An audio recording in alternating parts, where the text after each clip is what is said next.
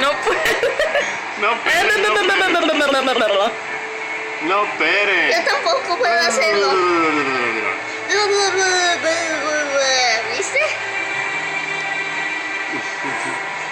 Lengüilla. Tiene una lengua de periquillo.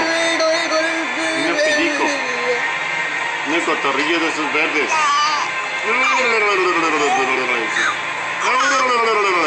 Should I watch this or something else? No pere, no pere. No pere.